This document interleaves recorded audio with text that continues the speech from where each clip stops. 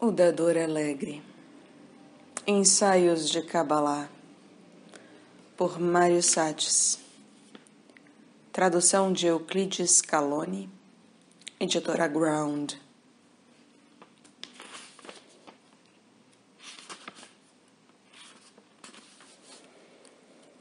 Abre aspas. Cada um dê como dispôs em seu coração, sem pena nem constrangimento, pois Deus ama a quem dá com alegria. Fecha aspas, 2 Coríntios, capítulo 9, versículo 7. O fascínio dos espelhos.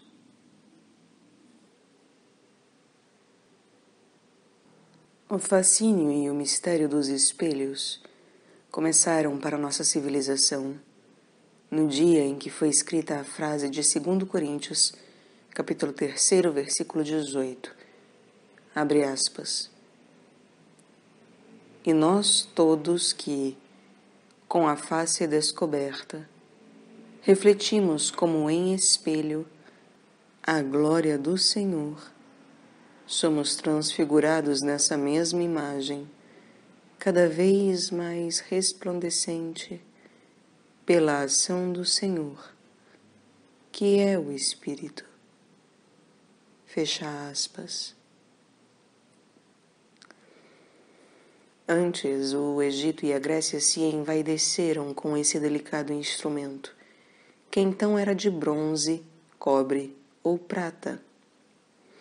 Platão e Plotino o compararam à alma, metáfora que em seguida foi adotada por Santo Atanásio e Gregório Nizeno.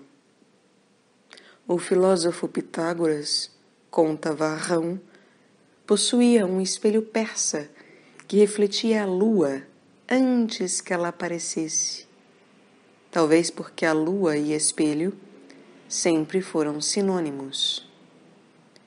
Mas é com São Paulo e depois com os sufis que o espelho se torna um valioso símbolo de transformação, um instrumento para o conhecimento do estelar no humano e do humano no estelar.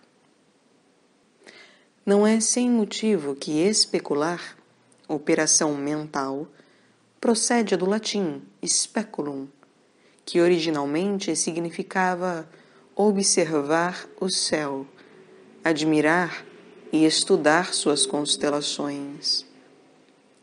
O espelho platônico, como a esfera, perfeito e imaculado, mais se parece com o do Shinto japonês do que com o paulino, que lembra o dos teatros catoptricos do século XVII, capazes de deformar e transformar a mirada do observador para provocar seu despertar. Em todo caso, não é estático, e seu resultado é tão perturbador quanto o de Alice, que passou ao outro lado, ou o do monge Tozan, que elaborou os versos mais singulares já escritos sobre esse enigmático objeto de autoconhecimento. Abre aspas. É como contemplar-se no espelho. A forma e o reflexo se observam. Tu não és o reflexo, mas o reflexo és tu. Fecha aspas. Percorrer os séculos, os livros, as dinastias e os jardins chineses para investigar o porquê de semelhante fascínio é quase tão atraente como explorar as sucessivas etapas de uma relação narcisista, mas também quanto pesquisar, por fora, o que a mitose celular faz por dentro, hora a hora, dia a dia, nas células eucariontes. de modo que o espelho não somente está fora de nós, como um artifício metálico, disco polido entrevisto no toucador e no harém, mas se encontra também entre os hemisférios cerebrais, que invertem o contemplado, transladando o esquerdo ao direito e vice-versa. Sua ambiguidade é tal que os xamãs siberianos o utilizam para sondar o reino dos mortos e indagar do destino das almas errantes, companheiro nisso das pedras preciosas e dos objetos brilhantes que fazem do fulgor um ponto de partida luminoso. No museu de Hanoi, um antigo espelho chinês leva a seguinte inscrição, abre aspas, como o sol, como a lua, como a água, como o ouro, ser luminoso e brilhante e reflete o que há em teu coração. Fecha aspas. A ideia é budista, mas aparece também entre alguns místicos cristãos, como Ângelus Silesius, que escreveu que, abre aspas, o coração humano, espelho que reflete a Deus, fecha aspas, deve ser consciente de seu valor de tabernáculo divino. Os sufis, muito práticos em seus exercícios espirituais, afirmam que, sendo a alma um espelho, o corpo é a parte posterior, seu lado opaco, pelo que, para tornar-se luminoso e vazio, o fiel deve dar uma volta, de certo modo, inverter os valores. Entre os tibetanos, a sabedoria do grande espelho ensina o segredo supremo, que o mundo das formas que ali se reflete não é mais que um aspecto do sunyata, da vacuidade. Patanjali chamou esse conhecimento de fluxo imóvel e, com o passar dos séculos, o poeta francês Mallarmé disse que o espelho é uma água fria para o tédio, revelando assim até que ponto, no Ocidente, o estético, a forma, havia tomado lugar do ético, ou seja, do sentido. Uma frase como a do escritor argentino Borges, abre aspas, os espelhos e a paternidade são abomináveis porque nos multiplicam e divulgam. Fecha aspas.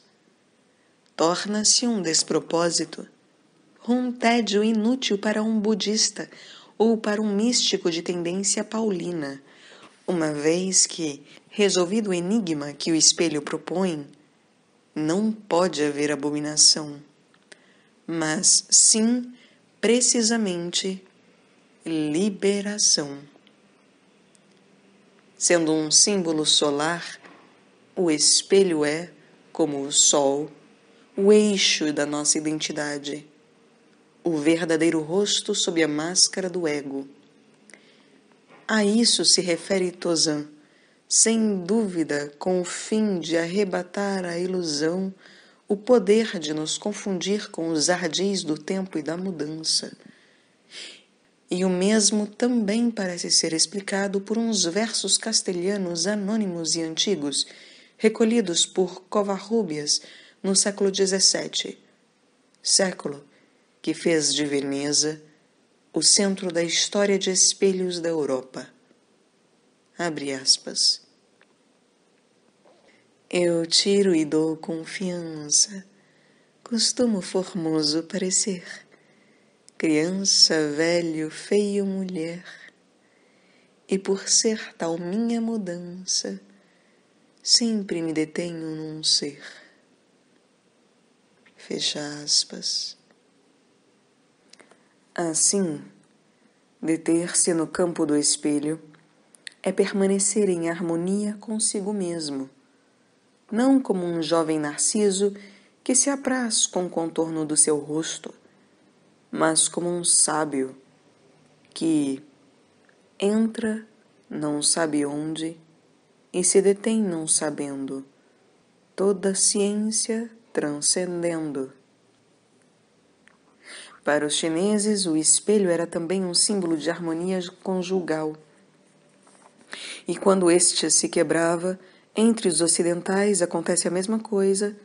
Seus cacos podiam semear desavenças ou prenunciavam mortes e separações. Na realidade, a grande pergunta que os espelhos apresentam é como, através da olhada, se pode ir do mundo da diferença ao mundo da semelhança.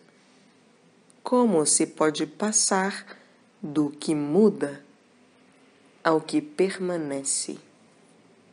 Em seu livro De Natura Deorum, Cícero lembra que o espelho é invenção de Esculápio, o deus da medicina, e os antigos sacerdotes nas ruas, no México, costumavam levar um espelho pendurado no peito para que os demais descobrissem seu verdadeiro rosto e se corrigissem.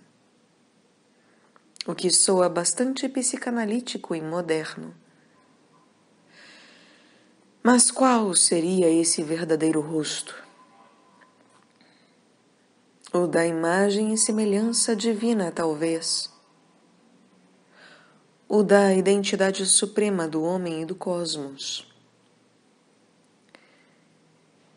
Escreveu Ibn Arábia de Múrcia, abre aspas, Deus é, pois, o espelho no qual tu mesmo te vês, do mesmo modo que tu és seu espelho, em que ele contempla seus nomes. Fecha aspas.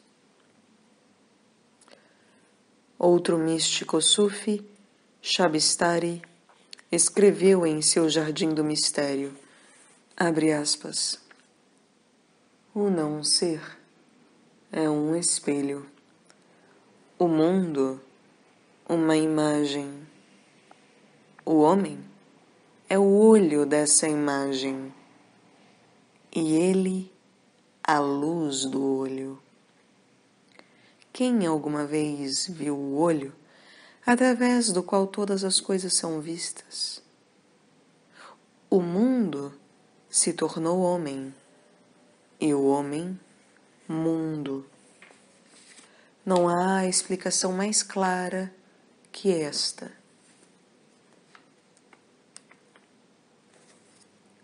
Quando olhas atentamente no coração da matéria, ele é ao mesmo tempo a visão, o olho, a coisa olhada. A santa tradição nos legou isso, e sem olho nem ouvido o demonstrou. Fecha aspas. Nos relatos mitológicos e nos contos populares, aqui e ali, para alguém conhecer a si mesmo ou para enfeitiçar, o espelho acompanha nossos passos e às vezes os recolhe na fantasia. Também no Zohar, um texto clássico da Cabala hebraica, tem seu espelho significativo e, o que é ainda mais importante, tem sua cota de felicidade derivada dele. Abre aspas. Há 3 maneiras pelas quais o homem pode perceber a glória parcial de Deus. Declara o livro santo, ampliando ainda mais a ideia paulina da glória. A primeira é a visão que o olho pode perceber de longe. Mas tão somente um raio infinitesimal penetra no olho. Não é suficiente para engrandecer a alma do homem. Assim, A primeira visão acaba sendo uma coisa vista de longe e só com o olho exterior. A segunda maneira é aquela em que o olho, sem a devida preparação, submerge numa irradiação que não é capaz de suportar. Deslumbrado e confuso, é obrigado a impedir a entrada da grande irradiação por seu próprio ato, após não ter sido capaz de abarcar senão um diminuto raio da visão suprema. A terceira maneira é quando a visão é vista como num espelho brilhante. Sobre este, o olho pode permanecer e encher-se tão completamente de beleza que, por fim, penetra no mais íntimo do ser e inunda a alma com uma luz sempre duradoura. E a alma, compreendendo o significado interno da luz que a inunda, se aquece em sua irradiação e se satisfaz a todo momento no prazer que emite. Fecha aspas. Há pouco apareceu uma obra que está destinada a marcar época entre os estudiosos do mundo especular, as simetrias e os mistérios visuais. Uma obra cuja ambição é tão grande quanto o que pretende alcançar. Nela, o autor Jurgis Baltrusaitis examina as ideias de Sócrates e Sêneca sobre o espelho e a verdade. Visita a psique. Lembra Dorian Gray e Lewis Carroll. Evoca o espelho como confidente da beleza e como lago das ideias, porque, abre aspas, sendo hieróglifo da verdade, o espelho é igualmente hieróglifo da falsidade, multiplicando diferentemente posicionado ou curvado de diferentes modos, muda as aparências da vida que nele se desfaz e recria, com total independência de suas medidas e de seu equilíbrio. Fecha aspas.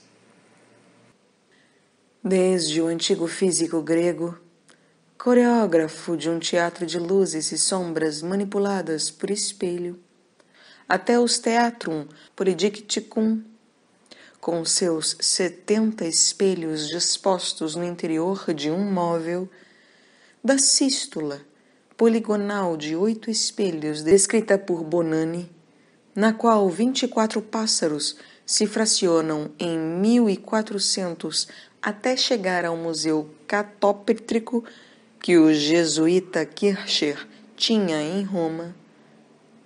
Quantas diversões desembocaram em conhecimento e quantos modelos de pensamento, obras de arte e engenharia surgiram da conjugação da luz e da geometria especular. Inclusive, a conquista da América se realizou, em parte, pela sedução das miçangas e dos espelhos que os espanhóis presenteavam aos indígenas, fazendo-os olharem-se neles para que não vissem o que tramavam às suas costas. Eis aí o feitiço, a conjugação e a disjunção, o 7º sinal que advertiu os astecas da chegada dos espanhóis. Abre aspas.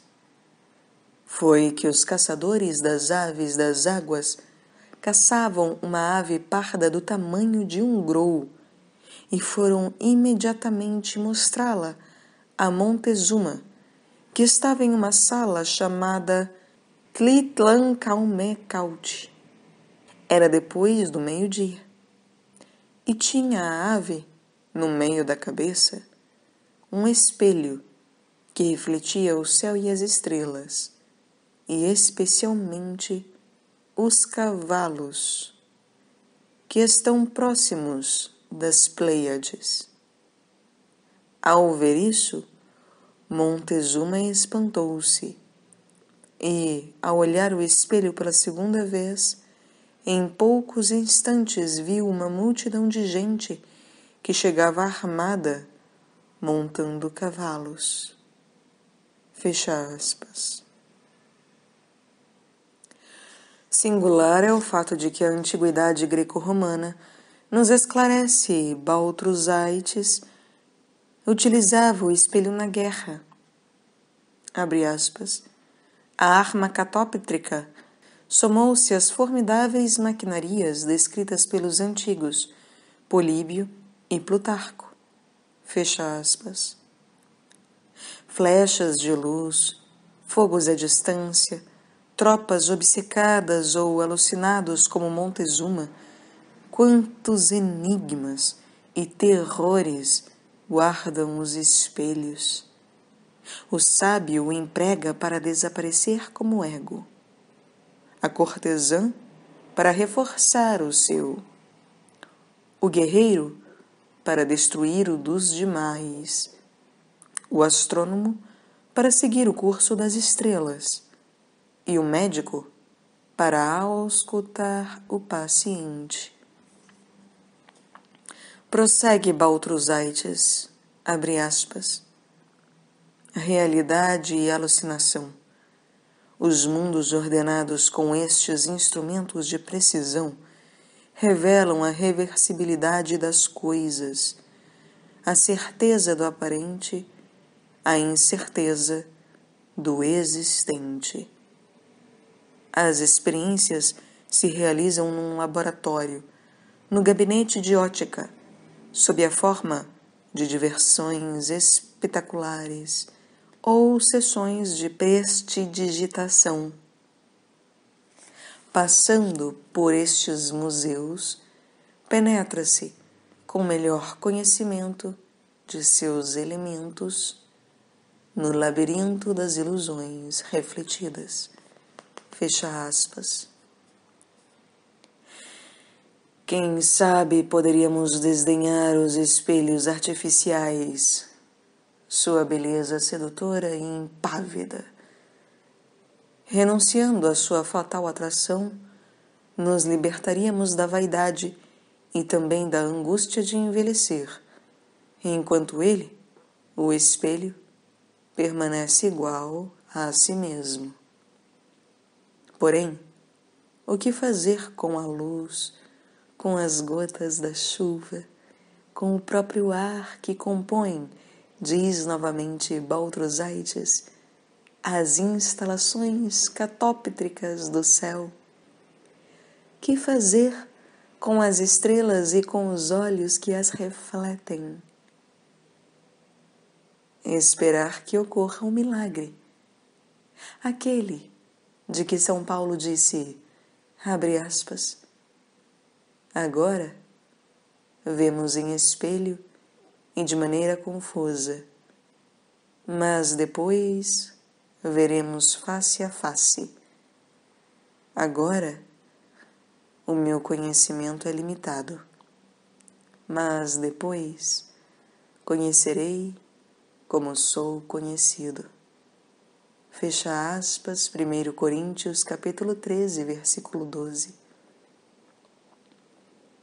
Assim, num abrir e fechar de olhos, enquanto um espelho vivo divide e multiplica nossas células.